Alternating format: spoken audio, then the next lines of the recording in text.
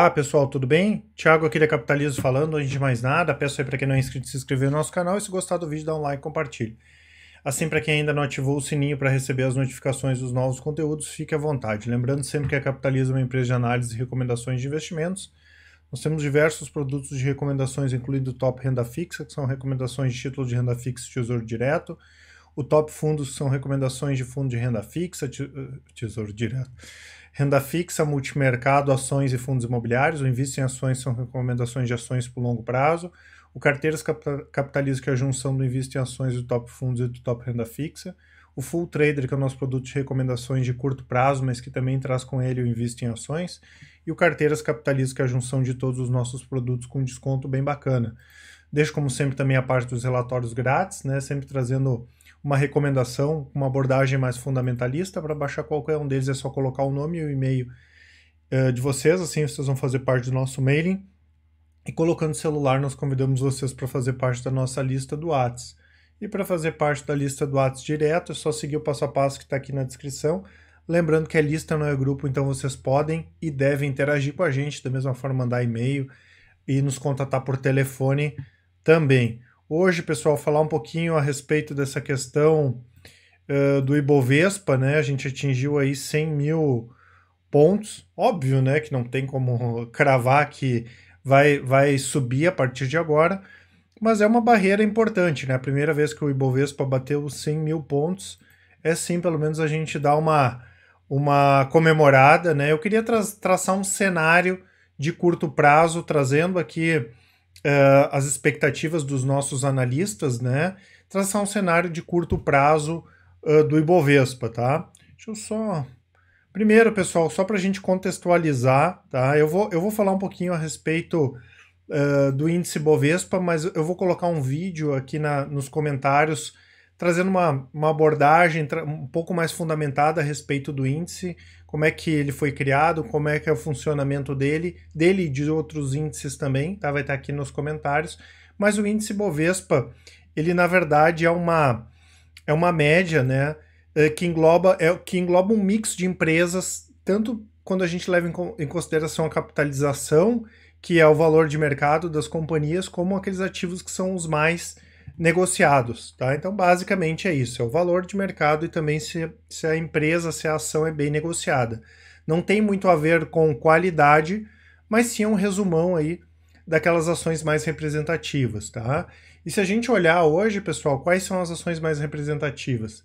Vale tem 9%, Bradesco tem 9%, Petro aqui tem quase mais de 13% no somatório, Ambev tem 4,5%, Banco do Brasil 13,5%, B3 4,3%, Itaúsa e Itaú junto tem quase 14%, Lojas Renner tem quase 2%, Ultrapar 1,8%, Suzano 1,6%, o Bradesco Ordinária tem 1,5%, a o Bradesco Ordinária é 1,6%, JBS 1,5%, Rumo 1,4%, Vivo 1,25% e Rente 1,20%. Eu peguei aqui só aquelas que tem em torno aí de 1 ponto, alguma coisa para cima. Então, basicamente, se esses ativos aqui subirem ou caírem, a bolsa deve subir ou cair. Então, isso que representa o Ibovespa, tá? Primeiro, pessoal, graficamente, quando a gente olha pelo gráfico, o Danilo me passou aqui o gráfico semanal do Ibovespa, ele já vem num canal de alta aqui de médio prazo desde junho de 2018, o movimento de alta, o último movimento de alta do Ibov começou no final de 2015 para 2016, já com a possibilidade do impeachment. Na semana passada o Ibovespa fechou acima desses 98.500 pontos, que é uma zona aqui que a gente chama de resistência, né? Toda vez que o índice batia que ele não conseguia romper, rompeu no final da semana passada, e essa semana a primeira vez, né, que ele está operando acima aqui, hoje ele chegou a bater 100 mil pontos, né?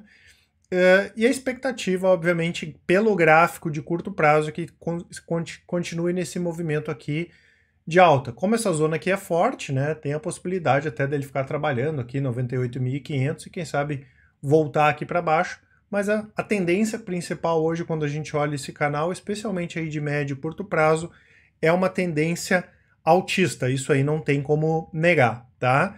Então o que nós temos aqui, pessoal? Tem dois cenários que vale a pena a gente traçar, e trazer uma abordagem bem de curto prazo e médio prazo, não é, quem sabe até o final do ano, não é recomendação de nada, mas sim a gente projetar algumas coisas que são interessantes para esse ano ainda em relação ao índice.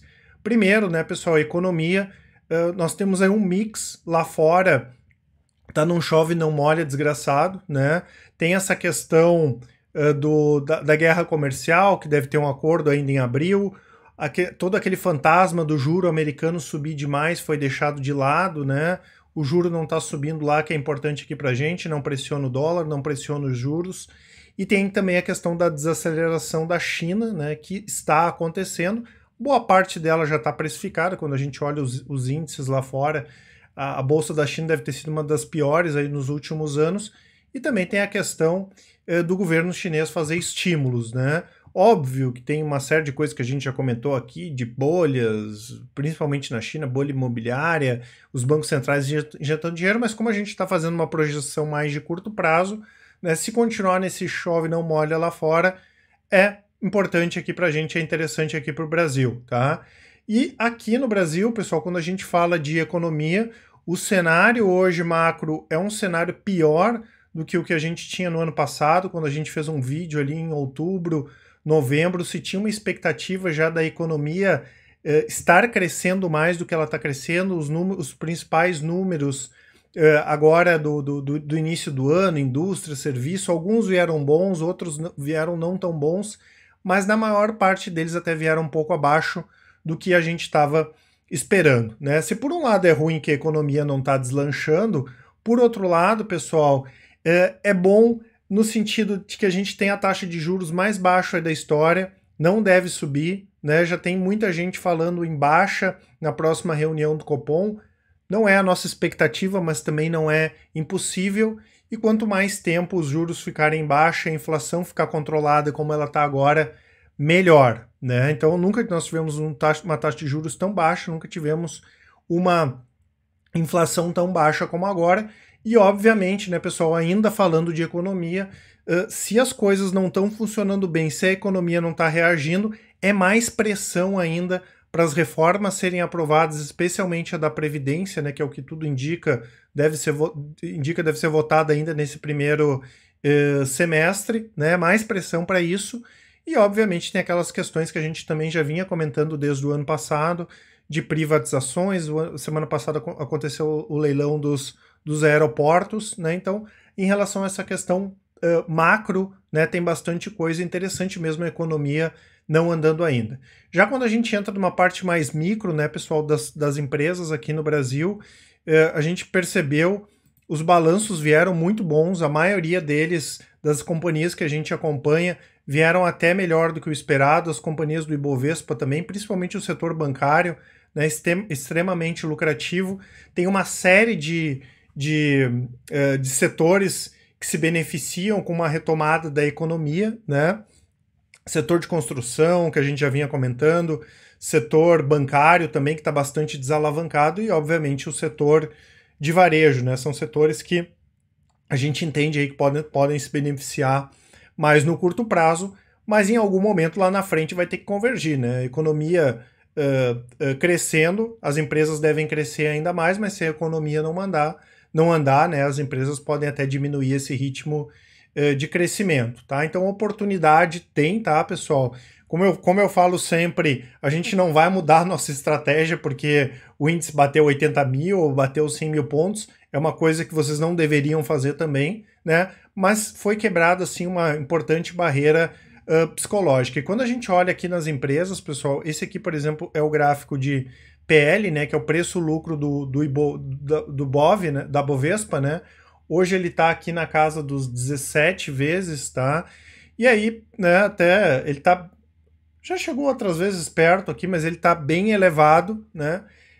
Principalmente quando a gente compara que 2002, né, se for pegar o último ciclo de alta da Bolsa ali de 2001 até 2007, o início de 2008, quando o Brasil ganhou o grau de investimento.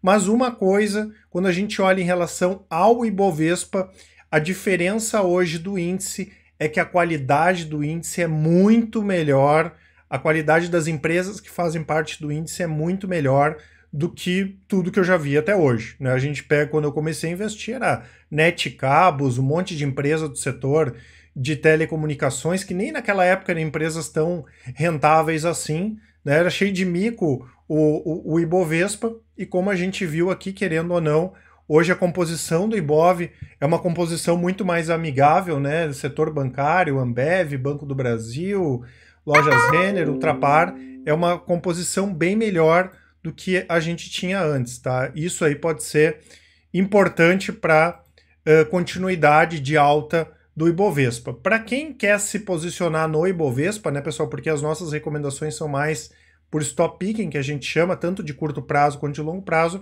tem a opção do BOVA11, tá? Vou deixar o vídeo para vocês aqui também. A gente não recomenda exposição no BOVA11 para longo prazo, mas para quem gosta de movimentações de curto prazo, inclusive a gente usa bastante o BOVA11 nas nossas recomendações de curto prazo. É interessante entender como ele funciona, é interessante entender, acompanhar também. Tá certo, pessoal? Isso que eu queria passar para vocês. Marca importante, batida aqui do Ibovespa, 100 mil pontos. A gente espera, obviamente, que isso se sustente, esses 100 mil vire 105, 110 e assim por diante. Não se esqueçam, não deixem de se inscrever no canal, baixar os nossos relatórios, qualquer dúvida aí a gente está à disposição. Um abraço a todos e até mais.